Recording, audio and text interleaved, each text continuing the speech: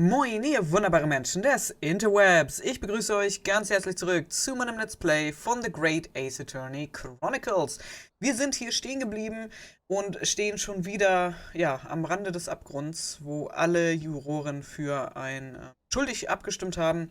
Und wir wollen jetzt noch einmal die Jury überzeugen dürfen und versuchen ihre Meinung eben nochmal zu ändern und sehen jetzt, ob das Erfolg hat. I have considered the defense counsel's request for a further summation examination of the jury.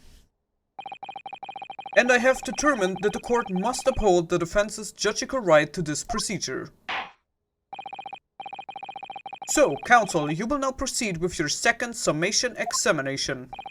I presume the jury is ready, Mr. Foreman? We are, my lord. Very good. In that case, I must ask each of you now to state clearly and concisely for the court the grounds on which you find the defendant guilty of this crime. Okay, auf geht's. Unsere zweite Chance hier. The accused left behind evidence at the scene, didn't he? Those 3 books of his.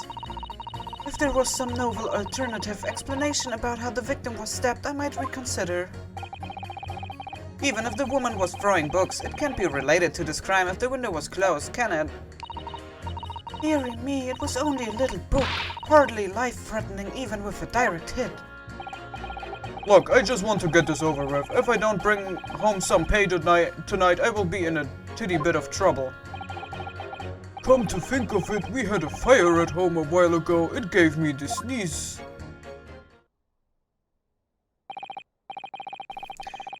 Yes, considerably more tangible arguments from all members of the jury this time around, it seems.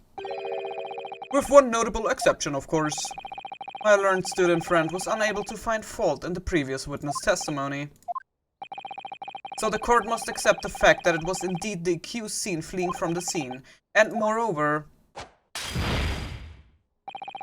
no one else was even at the scene to commit the crime. Well, if the eyewitnesses are correct, it would seem as if the conclusion is somewhat set in stone. I fail to see how it can be argued any other way.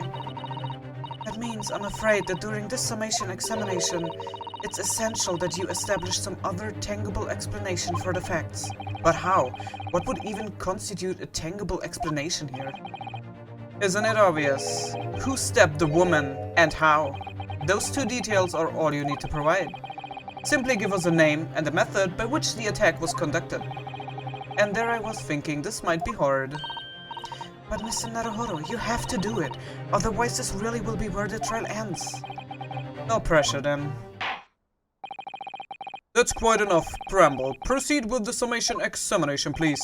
I presume you are prepared, counsel? Oh, yes, my lord. Alright, Ryunosuke, focus your mind now. Oh, yeah, double slap. But I focus. Clearly, the key to the summation examination is going to be Euro number 4, the maid, or should I say, Mrs. Guridepp. I have a book that disappeared from the Guridepp's house on the evening of the incident, and the 4th book found in the victim's hand. There must be a way to link the 2. Yes, that's what we have to find. Using every technique I've learned in my short career so far, whatever it takes. Forget to keep an eye on Mrs. Guridepp and how she reacts, even to the things other people say. Okay, let's go.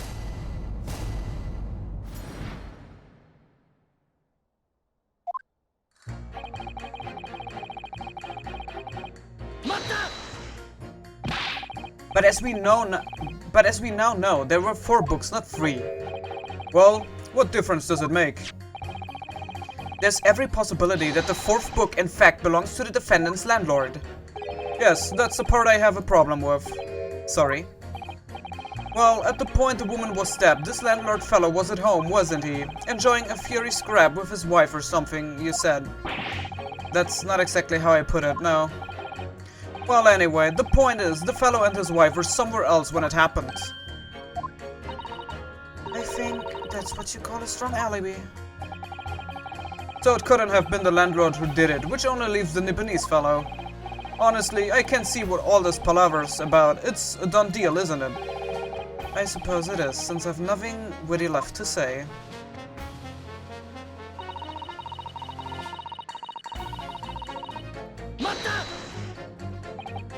So, you might be willing to change your decision, you mean? Oh my, such delight on your face, but I'm afraid I shan't be swayed by emotion. Oh, oops.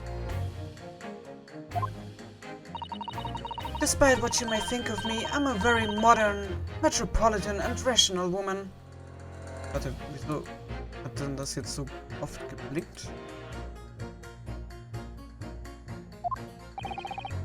That's great.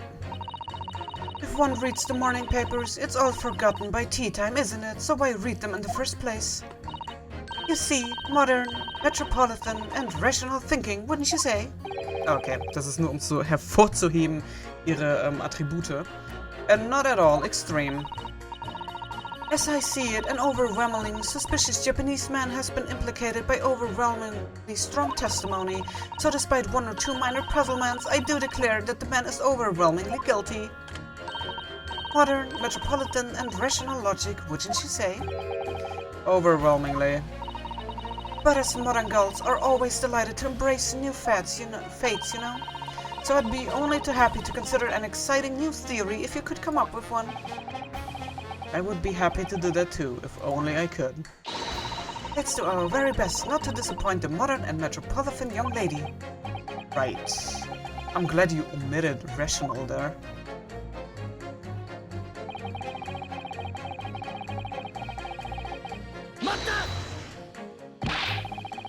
But what about the possibility that the window was open?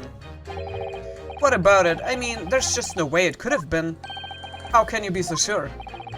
The prosecutor fellow over there said it earlier, didn't he? Winters in London are no joke. You don't want to invite that sort of cold indoors. So no, that window wasn't open. Us Londoners like sitting by the fire and staying warm, see? But you couldn't categorically state that the window wasn't open, couldn't you? It just wasn't. They wouldn't have opened it. Then what's the point in even having windows, huh? Counsel, you will kindly refrain from childish bickering. Oh, sorry. Somehow I need to show there is an undeniable possibility that the window was open. Ich meine, in der Zeit stand doch der Bücherschrank in Flammen, oder? Es ist doch nur logisch, dass man dann das Fenster öffnet aufgrund des Rauchs. Because this young man isn't going to budge otherwise.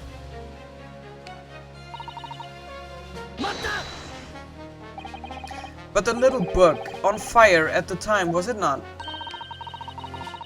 With flames of love, I will have you know. There's really no such things as a loving incendiary bomb. Well, he brought it upon himself. It's playing with fire to betray a fiery love. Isn't it? Well, don't you agree? Any kind of betrayal is certainly a bad thing, yes. But I think the argument might have arisen out of your misunderstanding, Mrs. Garidab. Never you mind that. The point is we're just having a jovial little dispute, nothing more. And I won't have any more of these suggestions that it was anything whatsoever to do with this crime. Right. Well, we will see about that. But what about juror number 5? He doesn't seem to be turning a hair at Mrs. Garidab's relentless onslaughts. It's almost as though he's used to it. What a gentle soul he is.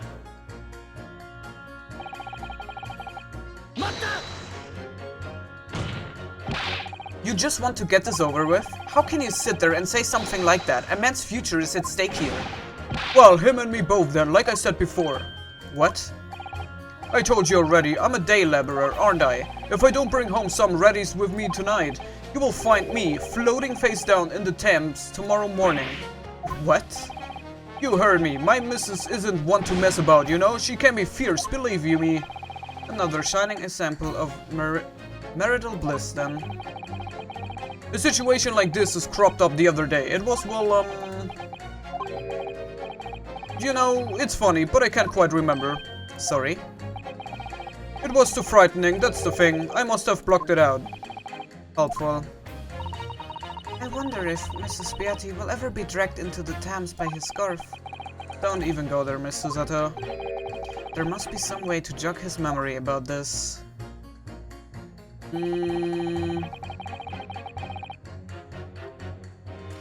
Ja, Moment, wir werden jetzt erst nochmal dem netten Herrn hier. Does it have anything to do with your decision about the defendant's culpability in this case? Sorry, what's that? You will have to speak up, lad. Could you tell us more about that fire? It was last winter. My grandchildren baked me a lovely cake on my birthday. It had 75 candles on the top. It did. What a sight to behold it was. You put candles on a cake? Was it some kind of devil worship? Of course not. It was an angel cake. To celebrate my birthday, obviously. Seems that's a common custom here in Great Britain, Mr. Naruhodo. Anyway, I mustered all my puff to blow them out. Only I must have blown wrong somehow. The flames didn't go out, but candles went flying all over the room. The furniture caught and everything went up. The whole place filled with smoke. Definitely sounds like devil worship to me. And by the sneezes, I presume you mean a cold. But how did you catch a cold from a fire? What a fiasco it was. The grandchildren blasted them threw water over me as they tried to put out the flames. And then, because the whole room had filled up with smoke, of course, we had to open all the windows to clear it. The windows? The biting winter air rushed over me like the devil dancing on my grave, it did. I caught a terrible cold from it. It put me in hospital for a while. I won't forget that birthday in a hurry. I knew it was devil worship all along, but something about this Old Man story is playing on my mind for some reason. Und ich glaube, dass wir jetzt einmal Juror Nummer 3 und Juror Nummer 6 clashen können, damit wir mal den jungen Burschen davon überzeugen können, dass das Fenster sehr wohl offen hätte sein können. Need to demonstrate who, apart from Mr. Natsume, could have attacked the young woman on the street, as well as how he or she could have done it. Yes, but once again, the jurors' statements are full of personal prejudice. A lot of them seem convinced they are right, even in the face of logical arguments to the contrary.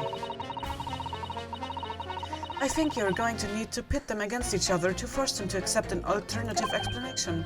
Yes, I don't necessarily need to find contradictions between their assertions, just a connection might do the trick.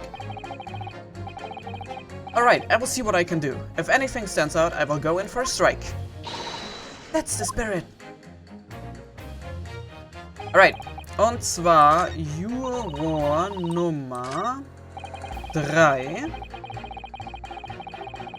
Juror Nummer 3 und Juror Nummer 6. These two juror statements clearly contradict one another. They do. How exactly, counsel? Don't point at me again. I told you it wasn't me.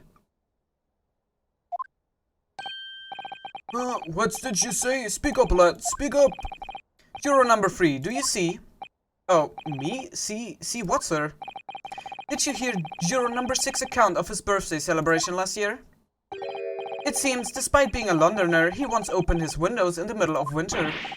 Well, yes, of course, because it was an emergency. I mean, obviously, if the room was filled with smoke from a fire, then you would be mad not to open the... Exactly. On the day in question, at the time of the incident, there was a fire in the Garrideb household, and Mr. Garrideb had the following to say about it. The whole place filled with smoke. Oh, my head!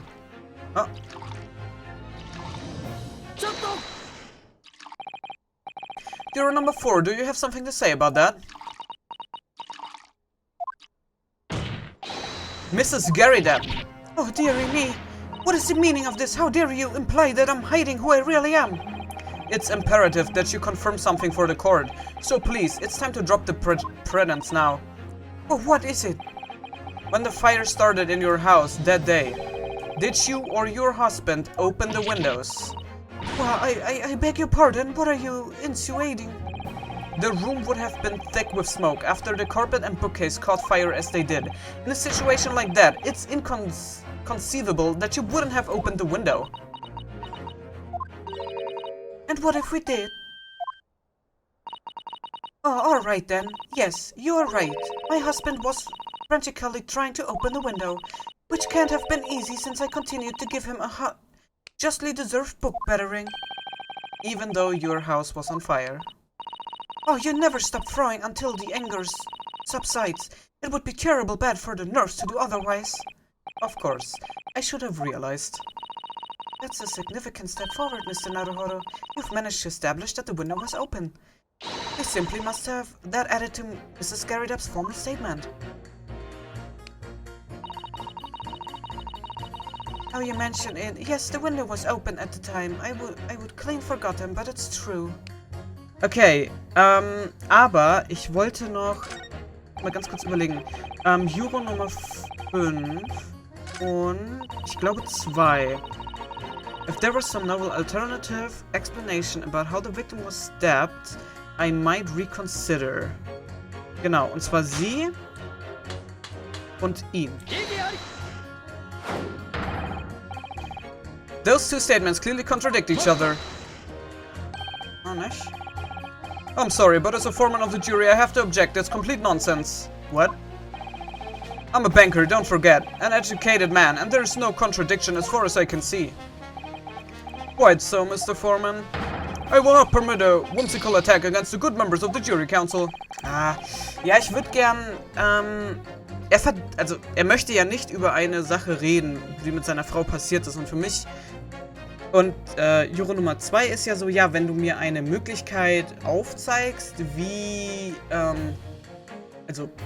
wie jemand anderes das getan haben könnte, also wie das Messer in den Rücken von der Frau kam, dann überdenke ich das vielleicht nochmal. Und dann dachte ich, okay, wenn du jetzt die zwei gegeneinander ausfragst, dann könnte das ja eventuell doch, also zusammenhängen. Ja, vielleicht hat er seine Frau ein Messer nach ihm geschmissen und deswegen verdrängt er jetzt diese Erinnerung oder sowas. Keine Ahnung. It's very important to listen carefully to every juror, Mr. Naruhodo. Then you can decide where the contradictions really lie, if there are any.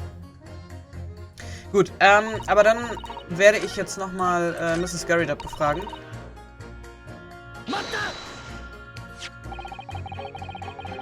The fourth book found that the scene of the crime shows very obvious signs of fire damage. And the title of the book is The Lion's Pride. The same title, in fact, as the book that Mr. Garrett told us he had been reading.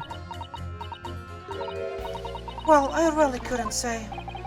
On the day in question, did you or did you not throw at your husband the copy of The Lion's Pride that he had been reading? I did. It was the first thing I could lay my hands on, so I hurled it straight at him. And now you come to mention it, yes. He was rather enjoying reading it, you're right. Why did you not reveal this information to the court from the outset? Because I couldn't, you insolent little man. I didn't remember. At times like that, you pick up and throw whatever you can lay your hands on as well, you know. I really don't. I barely noticed I was throwing a book, much less the title of it. Huh?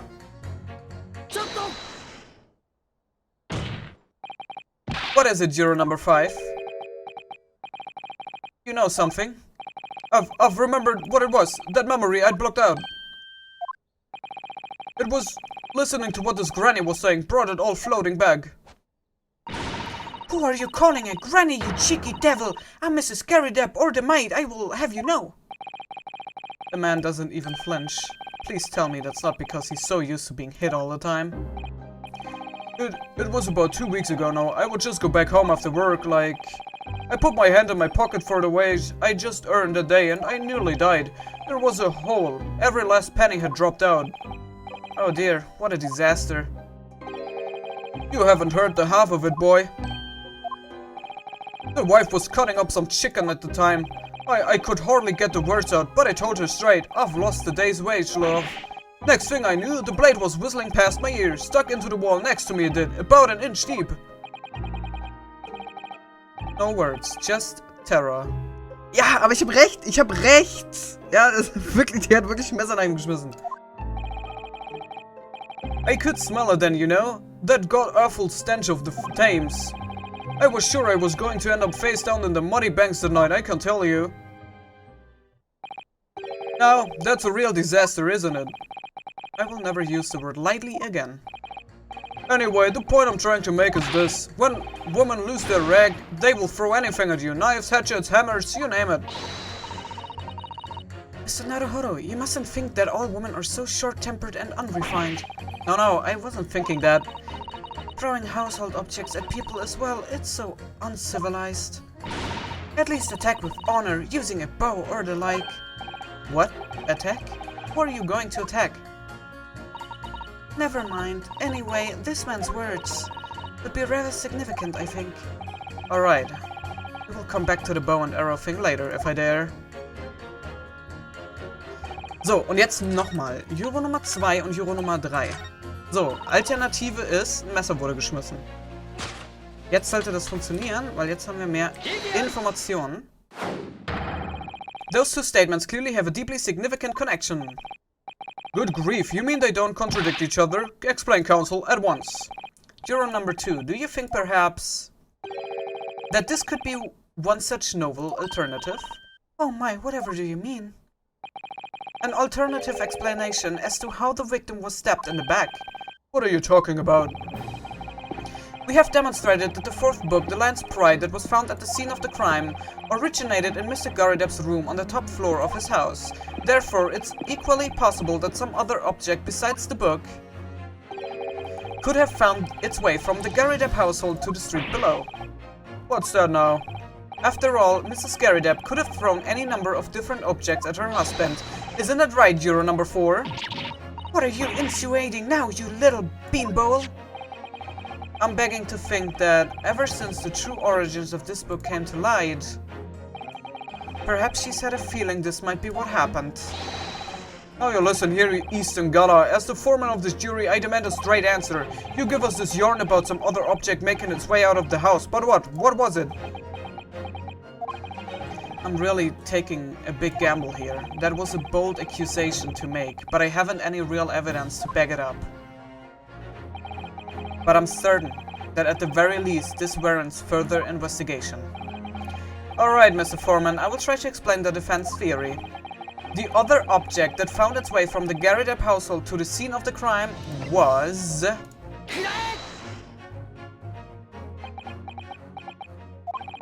Juror number 4, Mrs. Garideb. What now? I must apologize in advance for this. But I need you to confirm something else for the court. This knife. Have you ever seen this knife before? Good Lord, counsel, what on earth are you doing? That's the weapon that was lodged into the victim's bag, man. My lord, remember that when the victim was attacked, Mr. and Mrs. Garideb were in the growth of an argument.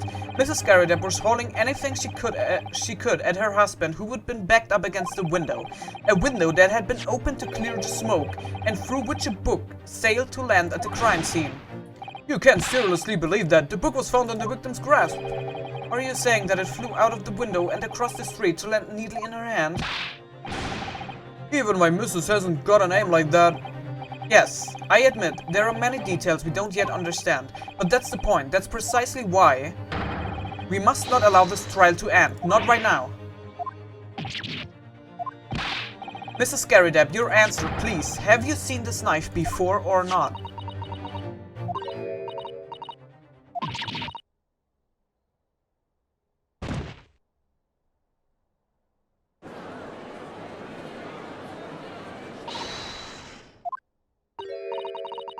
I wish to change my decision.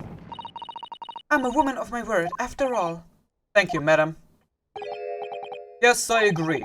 I certainly didn't see this coming, but I just don't think it would be right for this trial to come to an end now with so many unanswered questions.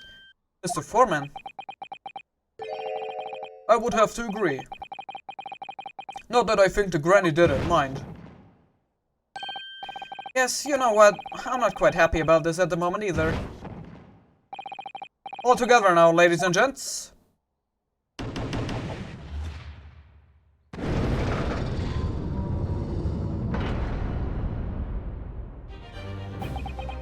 We did it. Oh, congratulations, Mr. Naruhodo. So, as a result of the defense's summation examination, a number of jurors leaning have changed. 2 jurors call guilty against 4 not calling innocent. Accordingly, the opinion of this court is divided. And this trial will continue.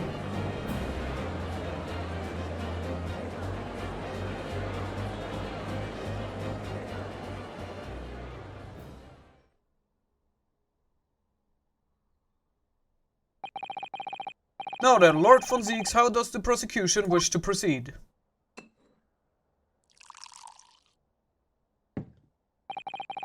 This trial is rapidly descending into a farce.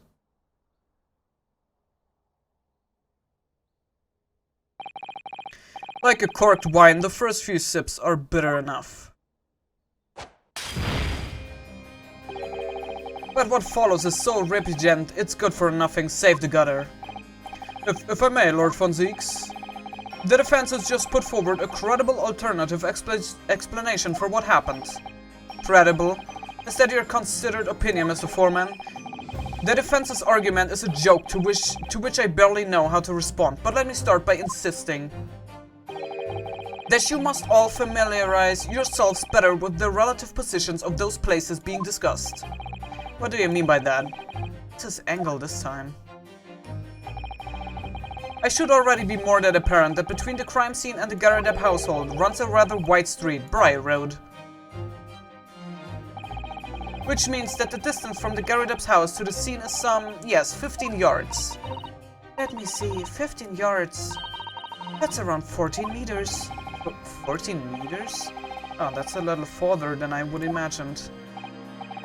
And as you ladies and gentlemen of the jury rightly noted as having portentous significance, the fourth book was found in the victim's clutches. In other words, the smoldering book, randomly hurled by the lady of the house, traveled some 15 yards to land on the opposite side of the road, neatly between the collapsed victim's fingers and thumb. Is that your final conclusion, my learned and deluded friend? And did the jackknife follow a near identical trajectory to plunge into the middle of the victim's back? This fantasy is somewhat stretching the notion of having a bad day for the victim, I think. Even those pathetic, serialized detective stories have more believable plots.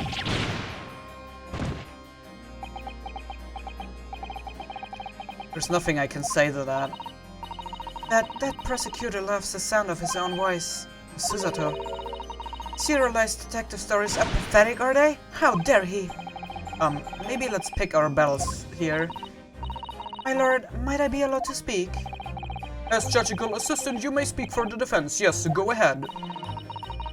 The prosecution may consider the idea a fantasy, but what the defense has postulated was believable enough to persuade the jury to change its leaning, and as such, the court has a duty to explore this alternative explanation as thoroughly as possible. To that end, Juror number 4, Mrs. Joanne Garadeb, must be called to testify and submit to cross-examination. Sayings alive! A cross-examination of a juror?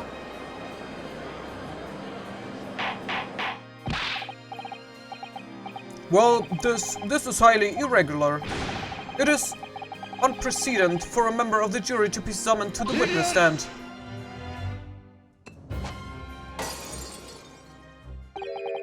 And unnecessary. Kann er aufhören, andauernd die Flasche wegzuschmeißen? Nee, das wird richtig teuer hier. Das ist Verschwendung. Lord von Zieks. There are already witnesses in the stand whose testimony the defense may further cross-examine. If my learned friend's forcible theory has any truth in it, then both a burning book and a jackknife must have flown through the sky before this couple's eyes. And we must assume they would be able to testify accordingly. What say you, witnesses?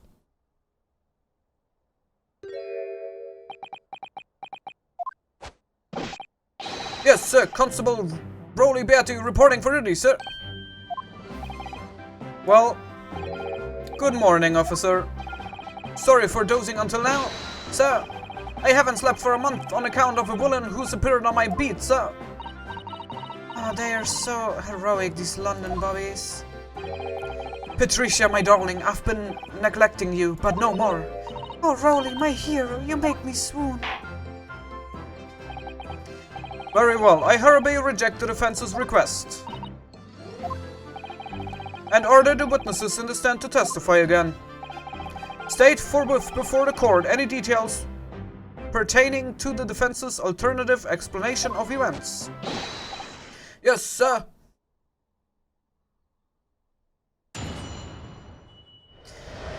Gut, also dann hören wir jetzt nochmal hier unseren Rolly wahrscheinlich mal reden, bevor er wieder einschläft hier.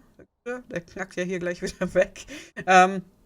Gut, bevor wir uns jetzt aber hier das Ganze nochmal anhören, was die beiden gesehen haben oder nicht gesehen haben, gibt es hier einen Cut. Ich bedanke mich ganz herzlich fürs Zusehen. Hoffe, ihr hattet Spaß. Und wenn ihr mögt, sehen wir uns sehr, sehr gerne im nächsten Part wieder. Bis dahin, ciao.